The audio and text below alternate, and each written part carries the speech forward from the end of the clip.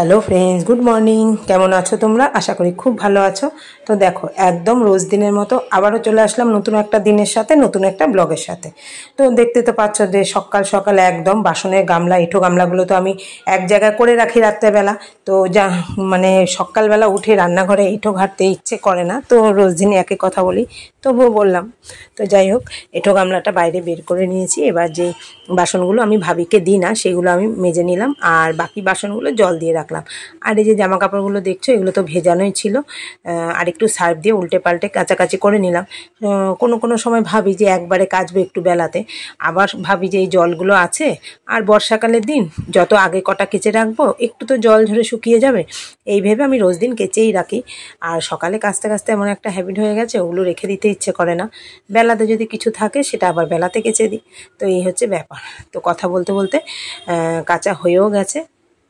এগুলো মেলে সোজা নিয়ে যাব ছাদে, কিন্তু মেঘলা মেঘলা করছে, বেলাতে কিন্তু রোদ ওঠে। তো এগুলো কেচে টেচে বালতি করে রেখে দিয়েছি। আর এই যে ড্রেন, আমার রোজ দিনের মানে একটা বিশাল কাজ, ড্রেনটা ধোয়াবই। সারা রাত আগলা পড়ে থাকে ড্রেন, ছুঁচো বিড়াল ফিরাল হাঁটে, তো তার উপর আমরা সকাল না হতে হাঁটাহাঁটি করি, ওই জন্য আমি ধুয়ে দিই কাজের শেষে। তো যাই হোক, ওদিকে তো ধোয়া টোয়া করে একদম সোজা চলে এসেছি ছাদে। ছাদে জিনিসগুলো মেলে নিই। মেলতে মেলতে মেলতে মেলতে অনেকগুলো জিনিসই ছিল মোটামুটি। তখনও কিন্তু মোটামুটি কেউ ওঠেনি, মানে মসজিদে বাচ্চা কাচ্চাও তখন চুপচাপ ছিল। আর ছাদে মানে ভোরে না, ছাদে উঠতে খুব ভালো লাগে, হাওয়া দেয় অল্প অল্প, ঠান্ডা ঠান্ডা হাওয়া, মানে মনে হয় না যে ওখান থেকে বেরিয়ে আসি। তারপর দেখো ফুলগুলো দেখে এত ভালো লাগছে, ফুলের গায়ে হাতগুলো বোলাচ্ছি। কিন্তু এই ফুল গাছগুলো আর পরে আর তোমরা দেখতে পাবে না, কেননা আমি ছাটিয়ে দিয়েছি, পরের ব্লগে সেটা আসছে।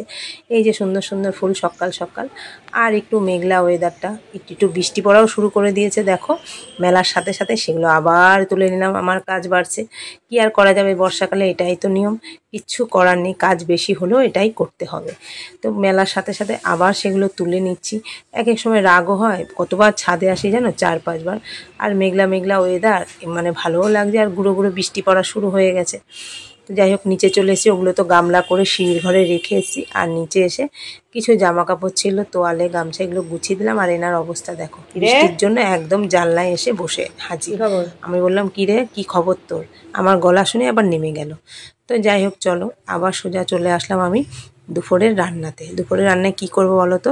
সাদা ডাঁটা আর ঝিঙে আলু দিয়ে, এই যে কাতলা মাছ 4 পিস নিয়েছি, আমরা তো একবেলা মাছ খাই, আর 2 পিস রেখে দিয়েছি, পরে ছেলে মেয়েকে ভেজে দেবো।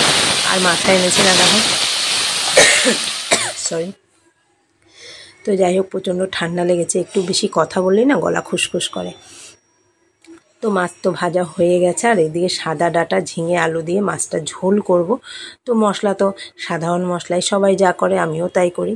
আদা জিরে বাটা আর কাঁচা লঙ্কা চিরেছি, আর হালকা একটু গুঁড়ো লঙ্কা দিয়েছি, একটু লাল লাল কালার আসার জন্য। তো যাই হোক, ফাইনালি ঝোলটা হয়ে গেছে। এবার আমি নামিয়েও নিচ্ছি।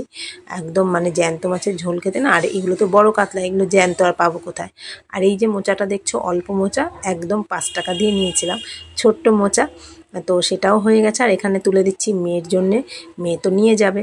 তো চলো মেয়ের খাবারটাও রেডি করে দিই। একদম হটপটে ভাত, মাছের ঝোল আর জলের বোতল, ছাতা, এটা আমি রেডি করে একদম দিয়ে দিলাম ওকে। তো আমি বললাম, নিয়ে নে। তো ও চলে গেল, বেরিয়ে গেল, গুঁড়ো গুঁড়ো বৃষ্টিও পড়ছিল। আমি বললাম যে একটু ছাতা মেল, তো বললো না, পরে মেলবো। তো যাই হোক, মেয়ে তো মেয়ের টাইমে চলে যাচ্ছে, যার যার কাজে শেষে ব্যস্ত এখন। তো যাই হোক, এইবার আমি গ্রিলটা আটকে সোজা চলে এসেছি ঘরে। আর রান্নাঘরের অবস্থা দেখো, দাদাভাই বাজার করে নিয়ে এসছে, এগুলো গোছাতে আমার বাবার নাম খগেন হয়ে যাবে, তবুও তো গোছাতে হবে। আর কিছু সবজি কেটে রেখেছি অন্য দিনের জন্য, 2-1 দিনের জন্য, কাজটা আগিয়ে রেখেছি। তো যাই হোক, এইবার তো এই করেই আমি মানে সংসারটা চালিয়ে নিই, একা হাতের সংসার। এই যে যে সব জিনিস খোসা টোসা উঠিয়ে, আলু পেঁয়াজ আদা ফাদা সবাই যেরকম করে আমিও সেরকম করছি। তো ফ্রেন্ডস, দেখতে থাকো, আর আশা করি আজকের ব্লগটাও ভালো লাগবে। তোমরা আমার সঙ্গে থেকো, সাথে থেকো। আর যারা নতুন বন্ধু আসছো, খুব ভালো লাগছে। আমি অবশ্যই তোমাদের পরিবারে চলে যাব, চিন্তা করো না, তোমাদের সাপোর্ট করে আসবো। আর এই যে মোটামুটি সব সবজি তুলে টুলে, আর এখানে যে বাসনগুলো মাজার আমি মেজে নিচ্ছি, এই কড়াইটা লাগবে তাই বেসিনেই ধুয়ে নিচ্ছি। তো চলো, বাকি বাসনগুলো পরে ধোবো, কাচের কাপ প্লেটগুলো। আর এইগুলো বাকিগুলো যেগুলো আছে সেগুলো নিয়ে যাব একদম বাইরে। আর এই দেখো, মোচাটা কি সুন্দর হয়েছে না দেখতে, খেতেও কিন্তু খুব ভালো হয়েছে। আর এটা হচ্ছে কি বলো তো, ওলের ডাঁটা। ওলের ডাঁটা খেতে খুব ভালো লাগে।